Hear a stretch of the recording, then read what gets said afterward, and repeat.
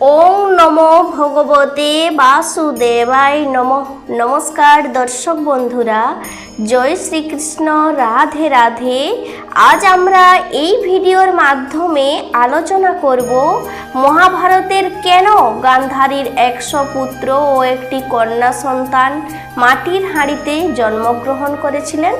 বাস্তবে কোনো নারীর পক্ষে এক জীবনে 100 পুত্রের জন্ম দেওয়া সম্ভব নয়, তবে বন্ধুরা গান্ধারীর পক্ষে এই অসম্ভব কার্য সম্ভব হয়েছিল। গান্ধারী ছিলেন গান্ধার রাজ্যের রাজা সুবলের কন্যা।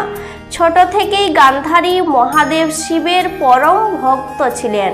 তিনি কুমারী অবস্থায় ভগবান শিবকে তপস্যার দ্বারা তুষ্ট করে শতপুত্র প্রাপ্তির বরদান অর্জন করেছিলেন।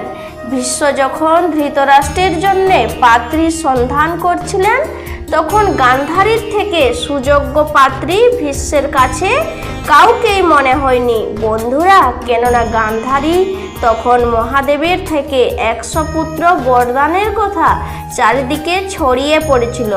তাই ভীষ্মের মনে হয়েছিল গান্ধারী যদি ধৃতরাষ্ট্রের পত্নী হন, তবে গান্ধারীর শতপুত্র কুরুবংশের অভ্যন্তরীণ শক্তিকে আরও দৃঢ় করবে। ধৃতরাষ্ট্রের সঙ্গে গান্ধারীর বিবাহের পর একদিন মহর্ষি বেদব্যাস ক্ষুধায় তৃষ্ণায় কাতর হয়ে হস্তিনাপুরে এসেছিলেন। সেই সময় গান্ধারী মহর্ষি বেদব্যাসকে খুব যত্ন সেবা করেছিলেন। মহর্ষি বেদব্যাস গান্ধারীর সেবায় তুষ্ট হয়ে গান্ধারীকে আশীর্বাদ করেছিলেন, তুমি খুব শীঘ্রই গর্ভবতী হবে এবং 100 পুত্রের জননী হবে। বন্ধুরা, কিছুদিনের মধ্যেই গান্ধারী গর্ভবতী হন, কিন্তু নিয়তির এক আশ্চর্য পরিহাস যে গান্ধারী আগে গর্ভবতী হয়েও সে প্রথমে উত্তরাধিকারী দিতে ব্যর্থ হন। কিন্তু বন্ধুরা, কুন্তী কুমারী অবস্থায় ঋষি দুর্বাসার সেবা করে এক বিশেষ মন্ত্রের বর পেয়েছিলেন। সেই বিশেষ মন্ত্রের ক্ষমতা ছিল এরকম, যখন কুন্তী সেই বিশেষ মন্ত্র কোনো বিশেষ দেবতার উদ্দেশ্যে স্মরণ করবে, তখন সেই দেবতার ঔরসে একটি পুত্র সন্তান লাভ করবে। ঋষি কিংডমের অভিশাপে পাণ্ডুর যখন সন্তান সুখ লাভের আশা ক্ষুণ্ণ হয়, তখন কুন্তীর স্বামীর ইচ্ছা ও স্বামীর অনুমতি নিয়ে ধর্মরাজকে মন্ত্রের দ্বারা আহ্বান জানিয়ে কুরুবংশের ভবিষ্যৎ রাজা যুধিষ্ঠিরকে প্রাপ্ত করেন। এদিকে কুন্তীর প্রথম সন্তানের জন্মের সংবাদে ধৃতরাষ্ট্র গান্ধারীকে রাগে প্রশ্ন করে, 2 বছর হয়ে গেল, 100 পুত্র তো দূরের কথা, গান্ধারী কেন একটি পুত্রও জন্ম দিতে পারছে না? তবে কি গান্ধারীর 100 পুত্রের বরদানের কথা সম্পূর্ণ মিথ্যে, সম্পূর্ণ ছলনা? স্বামী ও আত্মীয় পরিজনের মুখে নানান কুবাক্যে মর্মাহত হয়ে ভগবান শিবের মন্দিরে গিয়ে গান্ধারী নিজের উদরে প্রহার করেন। এতে গর্ভপাতের সম্ভাবনা দেখা যায়।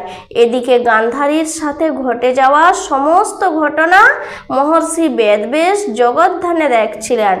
গান্ধারী অসহ্য যন্ত্রণায় একটি লৌহ কঠিন মাংসপিণ্ডের জন্ম দেন। আবারও সকলের অভিযোগে গান্ধারী মাংসপিণ্ডটিকে ফেলে দেওয়ার সিদ্ধান্ত নেয়। সেই সময় মহর্ষি বেদব্যাস সেখানে উপস্থিত হয়ে গান্ধারীকে তিরস্কার করেন। তিনি বলেন, স্বয়ং দেবাদিদেব মহাদেবের বরদান আর তার আশীর্বাদ কখনোই বিফল হবে না। সময়ের আগেই গান্ধারী গর্ভপাত করে অনেক বড় ভুল করেছে। এরপর মহর্ষি বেদব্যাস 100টি মাটির হাঁড়ির ব্যবস্থা করতে বলেন।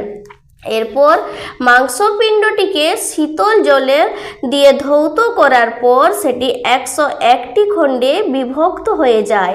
গান্ধারী যখন মহাদেবের কাছে 100 পুত্রের বরদান পেয়েছিল, তখন তার মনে একটি কন্যা সন্তান প্রাপ্তির সুপ্ত ইচ্ছেও ছিল।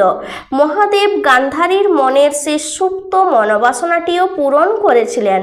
তাই মাংসখণ্ডটি 100র স্থানে 101টি শিশুর বীর্যে বীর্যে রূপান্তরিত হয়। এরপর মহর্ষি বেদব্যাসের নির্দেশ অনুসারে 101টি মাটির হাঁড়িতে ঘৃতকুণ্ড স্থাপন করে তার মধ্যে 101টি মাংসখণ্ড মন্ত্রপুত জল দিয়ে ঢেকে রাখা হয়।